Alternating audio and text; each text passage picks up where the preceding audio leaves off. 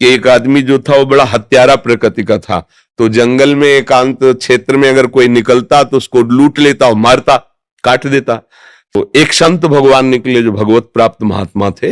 भगवत प्राप्त महात्माओं की वाणी में और उनमें अनंत शक्ति भगवान की जागृत हो जाती है। संत दर्श जिम पातक तरे, संतों के दर्शन से स्वाभाविक पाप नष्ट होने लगते हैं।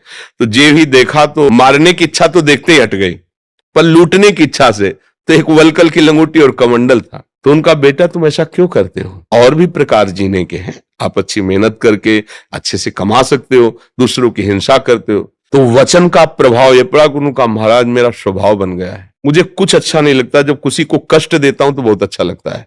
तो उन्होंने कहा ये तो तुम्हारी दुर्गति पक्की है, तुम्हें बहुत कष्ट भोगना पड़े क्योंकि सारे पाप बन रहे। भय सा लगा। उनका महाराज क्या मैं भी निष्पाप हो सकता हूं, क्या मुझे भी भगवत प्राप्ति हो सकती है?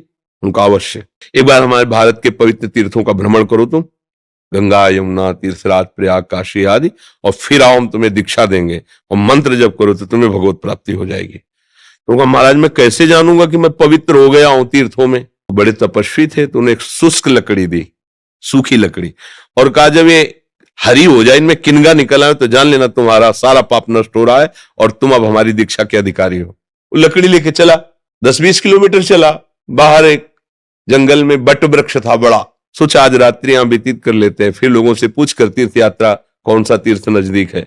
वहां ऊपर 4 जो है डकैत बैठे, पीछे उस नगर में उन्होंने चोरी की थी, तो उनके कुछ जन मारे गए थे। तो उन्होंने निश्चय किया था कि पूरे नगर को जला देंगे। तो वो नीचे बैठे, सोचा पूरा गांव जल जाएगा, बहुत से पशु पक्षी बच्चे माताएं बहनें, हमने बहुत से पाप किए हैं, इन 4 को अगर हम मार दें, तीर्थ तो जा ही रहे हैं, पूरा नगर बच जाएगा। तो आवाज दी भैया अभी तुम्हारे प्लान में कमी है, हम इसके बचपन से अभ्यासी हैं, हमको भी सम्मिलित करो, आप नीचे आओ, हम तुम्हें बताते हैं कैसे प्लान। तो अब चारों एक साथ थोड़ी उतरेंगे, जो उतरता जाता 4 को मार दिया और सोचा अब यहां हत्या कर दी, हम नहीं रुकेंगे, आगे कहीं रुकेंगे। लकड़ी उठाई तो हरी हो गई। तो गुरुजी ने कहा था जिस दिन निष्पाप हो जाओगे लकड़ी है, अभी तो हमने कोई गंगा गोदावरी तीर्थ किए नहीं। वो गुरुदेव के पास वापस लौट गए। कहा बेटा क्यों हिम्मत नहीं पड़ी क्या तीर्थों में जाने की?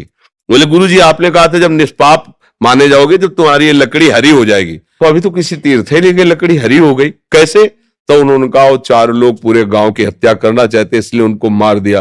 पूरे गांव के बचाने का पुण्य प्राप्त हुआ और सारे पाप तुम्हारे नष्ट हो गए। देखो क्रिया वही हुई, हत्या ही, लेकिन परिणाम उसका क्या हुआ? उसके सारे पाप नष्ट हो गए और वो भगवान की शरण के लायक बन गए।